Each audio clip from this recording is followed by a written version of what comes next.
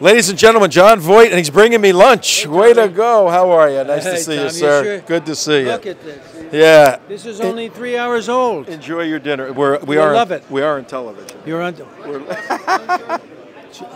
television, food.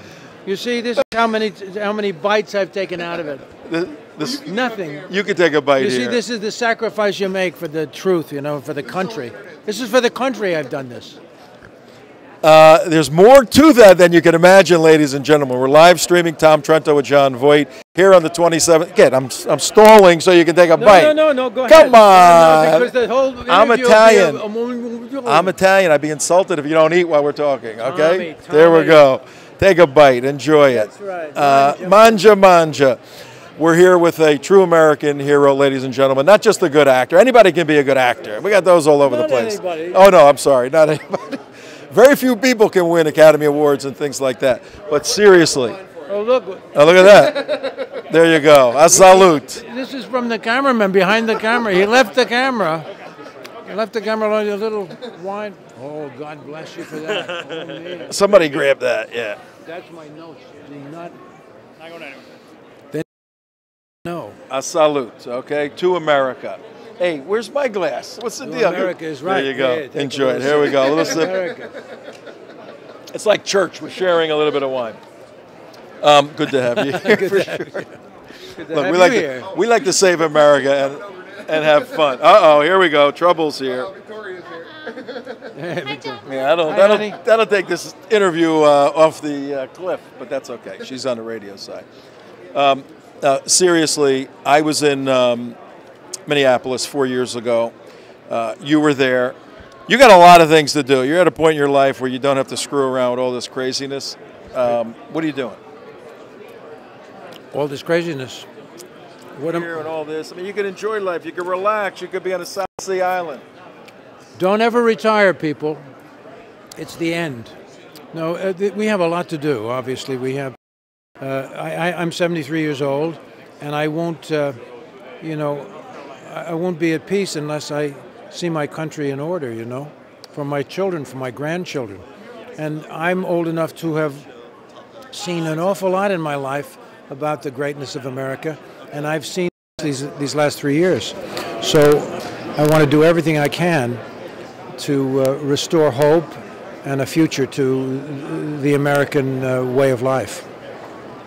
And you're in a position to obviously do something in several different ways. Right. I mean, you can sit home and write checks. You know, you can do this. You can do. What do you see as your calling right now? Well, I'm going to put this aside. Yeah, sure. So just to focus on the interview. Well, right now, what am I here for? I'm here because I want to help in every way get these men, into office.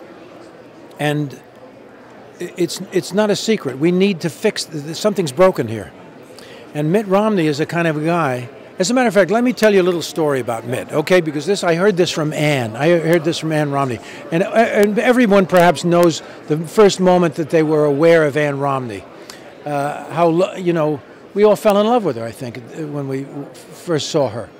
And realized what, you know, who she was. And Ann Romney tells this story.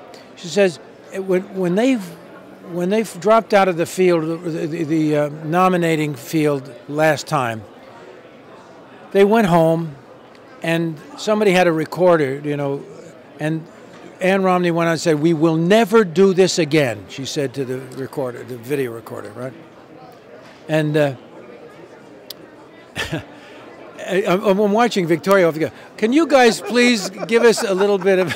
What's going on here? I mean, it's like it's like a discotheque, folks. On the other side of this thing, I don't know what they're doing. But anyway, so Ann Romney said that I will never do it again. And then they saw the intervening couple of years, and then Mitt said to her, "Well, what do you think? Shall we run again?" And she said, "Is there any chance for this country?" Now, guys, that's, oh man, is there any chance? And obviously they know a lot of things to say that. Is there any chance? Can it be fixed? Can anything be fixed? Can it be saved? There's books being written. There's a guy in one of the movie stars that I know, who will remain nameless, but said, John, it's broken. You can't fix it. You might as well just enjoy yourself. You can't fix it. Can you imagine someone saying that it's over? The real dire physical situation that we're facing. And as we watch Europe being knocked off, as we see what's happening in California, we see this disaster looming. And Mitt said to her, he said, there's not much time. There's a short window, but there's a chance. And that's when Ann knew that they were going to get back into this game that is very difficult, and try to right the ship. And they've been going through it since then, and he can fix it. And one of the signals that he can fix it is his choice of Ryan. He's serious. He's got to go to work. We've got to go to work, and we've got to do it quickly. We've only got months. He says, like, people say, well, it's 2 years, and then we become like Greece. Oh, come on. So, I mean, there's a lot to do, and these are the guys to do it. So you obviously were deeply moved by the commitment and passion that the Romneys had and Mitt. So your role now is cheerleader, is leader, is on the street fighting. I mean, we got 70 days to make something happen. Yeah, that's exactly right. Tom, that's exactly right. We got 70 days to make something happen. And what I can say is, guys, anybody listening to my voice, go out and see 2016, this movie that's in the theaters. Go and see it, and bring everybody you can to it. Bring people on the left. Bring people in the undecided column. Get them into the movie. And what's the movie about? Tell them what it's about. This movie, it's a very beautifully produced documentary, and it's about Obama's background and his influences and who he is. It just introduces you. For the first time, you will see who he is, because nobody's vetted him. Nobody in the mainstream media wants anybody to know anything about him. But you should find out who he is, and then you can make a considered vote, and you know what you're voting for. But go see it. And it's very well done. I mean, you won't regret it. It's a very well-produced movie. It's an amazing movie. Dinesh D'Souza put it together from his book, The Roots of Obama's Rage. We've done tremendous amount of work, our organization. We have a president who simply has Marxist, socialist views, wants to remake America in his image, and we have a president that's a capitalist and an entrepreneur and a fighter. Those are the two positions. That's it. Everybody's got to make a decision. You've got a contender that's in that. Yeah, absolutely. That's right. The president is of the Marxist socialist root from his dad.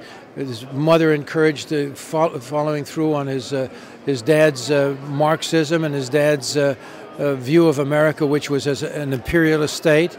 And then he had the influence of Frank Marshall Davis, who was a communist, who was his mentor as a young man. And then as he got older, he fell in with the work of Saul Alinsky, and Alinsky became his mentor. I mean, that's who he is. So you should know that. But if you see it in the picture, it's not a polemical thing at all. It's very clearly, carved out, all of this information, very deeply researched, and very beautifully accomplished. So go see it. Now you're going to be in the group defending the defenders tomorrow with the soldiers, the veterans. Yes, I'm going to stop by there. Why don't you take? Sure. I know you have to get going. I'll be there too. We're going to stream that actually tomorrow. Oh, good. Stream it. We'll see you there. Yeah. What's your message to America regarding the veterans in our country? Oh well, the veterans are heroes are a very interesting thing, especially when you hear somebody talking from my neck of the woods in Hollywood. We play heroes all the time, But there are real heroes in the world who put their lives on the line for us every day. And they are of another breed. And when history looks back on this time, they will look back to our military and know that they were the ones that could be counted on and got us through this period of time. They are the heroes. They are genuine heroes. And every time I'm with them, like there's some guys walking around like these Navy SEALs. Yeah. I mean, you look at those guys and it's a portrait. I mean, you're looking at Mount Rushmore. Yeah. All right, Jon Voight, we thank you very much. I got something for you Great. here, and a book. Yeah, I'm one of the authors of this book. I'll give you good. a little Very good. something, and Yeah. we'll see you tomorrow. All right? Yeah. Appreciate everything you're doing. Okay, I'll sign it for you. So Okay, I'll great. give you a signed copy. What are we doing? Nothing. Yeah, you're doing the interview. Go ahead. You're interviewing me. Drink some wine. I would now like to introduce to you Mr. Trento. He's a writer, and he's had a very big success in the world of writing. He started writing when he was in the first grade. His first words were boy, and then his next words were oh boy. That was it, and then from there he just took off like a jet, a super speed jet. I'm telling you. Tom Trento is right here next to me. It's a beautiful thing. His writing is getting better too. I can read. He's even writing his handwriting.